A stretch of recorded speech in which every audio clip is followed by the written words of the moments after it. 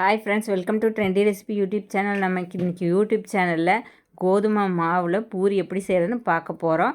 இந்த பூரிக்கு மசாலா மேலே டிப்ஸ் கொடுத்துருக்குறேங்க. பூரி மசாலா வீடியோ மேலே கார்டு கொடுத்துருக்கு, அதில் பாருங்கள் மறக்காமல். இதுக்கு காம்பினேஷன் அதுதாங்க. இப்போ வாங்க மாவு எப்படி பிசைகிறதுன்னு நான் சொல்கிறேன். ஒரு பாத்திரத்தை எடுத்துக்குங்க. இதில் சுத்தமான கோதுமை 100% நான் ரேஷன் கோதுமை வாங்கியிருக்கிறேன். அதையே சுத்தம் பண்ணி கழுவி அரைச்சி எடுத்துகிட்டு வந்திருக்கிறேன் கோதுமையை. இப்போ அதில் 3 கப்பு கோதுமை நான் இதில் சேர்த்துறேங்க. 3 கப்பு கோதுமை மாவு போட்டுக்கிட்டேன். ஒரு அரை டீஸ்பூன் உப்பு, நைஸ் உப்பு போட்டுட்டேங்க. இது கூட நல்லா சாப்பிட்டா புஸ்ஸுன்னு வர்ற மாதிரி நல்லா பூரி வரணுங்கிறக்காக இப்போ இதில் ஆயில் சேர்த்திக்கிறேங்க. நான் 2 ஸ்பூன் ஆயில் விட்டுக்கிறேன். நல்லா மாவு மெதுன்னு ஆச்சுன்னு சொன்னால் பூரி சுட்டோம் நல்லா புஸ்ஸுன்னு வருங்க. நல்லா மொறுமொறுப்பாக சூப்பராக இருக்கும் சுட்டு சாப்பிட்றக்கு. இப்போ மாவு லைட்டாக அந்த மாவு எண்ணெய் ஊற்றுனதையுமே நல்லா நீங்கள் பிசைஞ்சு விடுங்க. பொடி பொடியாக வர மாதிரி இருக்கா, அதை அப்படியே நல்லா பிசைஞ்சு விடுங்க. நான் வீடியோ எடுக்கிற தம்பி தான் பிசையிறான் பாருங்கள். நல்லா அப்படியே கையில் எண்ணெய் விட்டு நல்லா பிசைங்க. இப்போ இதுக்கு தேவையான அளவு நம்ம எதில் மாவு எடுத்துருக்குறோமோ அந்த கப்பில் 2.5 கப்பு வாட்டர் எடுத்துக்குங்க. அப்படியே கொஞ்சம் கொஞ்சமாக ஊற்றி மாவை பிசைய ஆரம்பிச்சிருங்க. நல்லா ரொம்ப அமுத்தி பிசைய வேண்டியது இல்லைங்க. நல்லா அப்படியே மெதுப்பாக மாவு எடுத்து நல்லா பிசைஞ்சு விடுங்க. தண்ணி கொஞ்சம் கொஞ்சமாக நம்ம அது கூட ஆட் பண்ணிகிட்டே இருக்கலாம். அப்போ தான் மாவு நல்லா சாஃப்டாக வருங்க. இப்போ நான் கொஞ்சம் கொஞ்சமாக மாவுக்கு தண்ணி ஊற்றிட்டே இருக்கிறேன். பாருங்கள், நான் நல்லா சுத்தமான கோதுமையை எடுத்து அரைச்சி மாவு தயாரிச்சிருக்கிறேங்க. அதனால் சூப்பராக இருக்கும் பூரி. அப்படியே நல்லா நீங்கள் பிசைஞ்சிட்டே இருங்க. இப்போ நல்லா பிசைஞ்சு மாவு பாருங்கள் ரெடி ஆயிடுச்சு.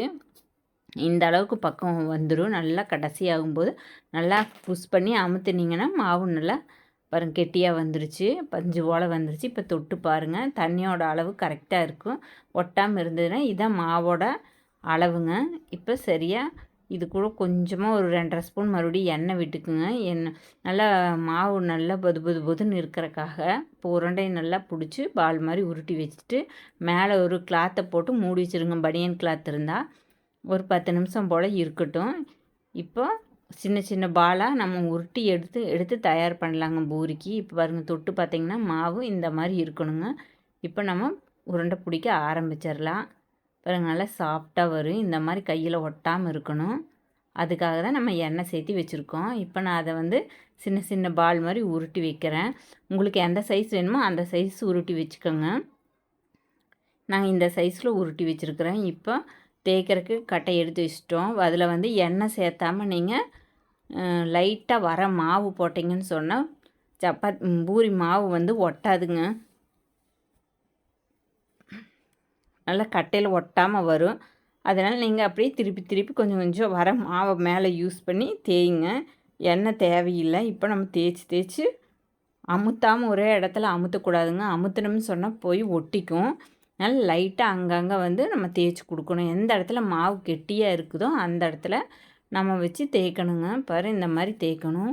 ஒட்டுற மாதிரி இருந்தால் அந்த இடத்துல கொஞ்சம் வர மாவை லைட்டாக போட்டிங்கன்னா ஒட்டாது. இந்த மாதிரி நான் தேய்ச்சி எல்லாத்தையும் எடுத்து வச்சுட்டேன். நீங்களும் அதே மாதிரி எடுத்து வச்சுருங்க. இப்போ அடுப்பு பற்ற வச்சுக்கோங்க. அடுப்பில் ஒரு வடைச்சட்டி வச்சுக்கோங்க. இதுக்கு நான் 1 லிட்ரு கல்லெண்ணெய் எடுத்துருக்கிறேன். அதில் எண்ணெய் ஊற்றுறேங்க. எண்ணெய் சூடு ஆகணும். ஒரு 10 நிமிஷம் போல் சூடு ஆகட்டுங்க. இப்போ சூடு ஆயிடுச்சான்னு பார்க்குறக்காக பச்சை மாவு கொஞ்சம் பிச்சு லைட்டாக உள்ளே போட்டிங்கன்னா அது மேலே பொரிஞ்சு வருங்க. இப்போ காஞ்சிருச்சு. நம்ம எடுத்து ஒவ்வொன்றா கரண்டியில் வச்சு போடலாங்க. ரொம்ப அமுத்தாமல் லேசாக அமுத்தி விட்டு எண்ணெய் லைட்டாக மேலே எடுத்து ஊற்றுனீங்கன்னா நல்லா புஸ்ஸுன்னு வருங்க.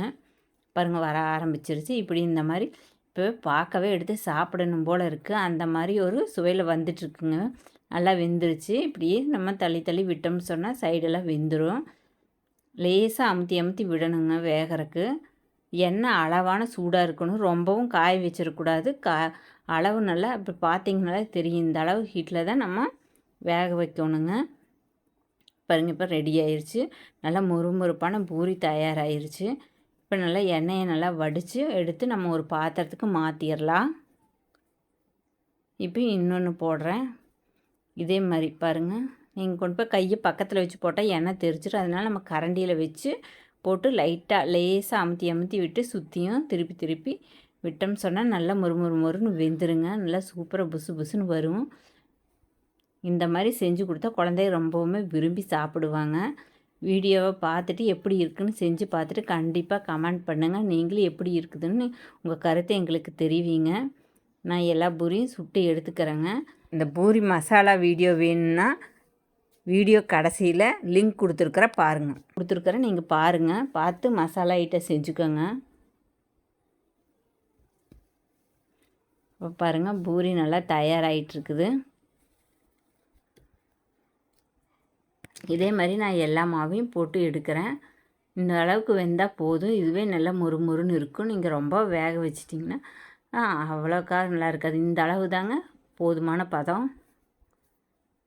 இப்போ ரெடி ஆயிடுச்சு. நான் எல்லாத்தையும் போட்டு எடுத்துகிட்டேன் பாருங்கள். இப்படி நான் எல்லாத்தையும் எடுத்து வச்சுருக்கிறேன். இதுக்கு பாருங்கள் மசாலா ரெடி பண்ணி வச்சுருக்கிறேன். அவ்வளோதாங்க ஃப்ரெண்ட்ஸ். இனி நம்ம பூரி வச்சு மசாலா வச்சு சூப்பரான சுவையான பூரி சாப்பிடலாங்க.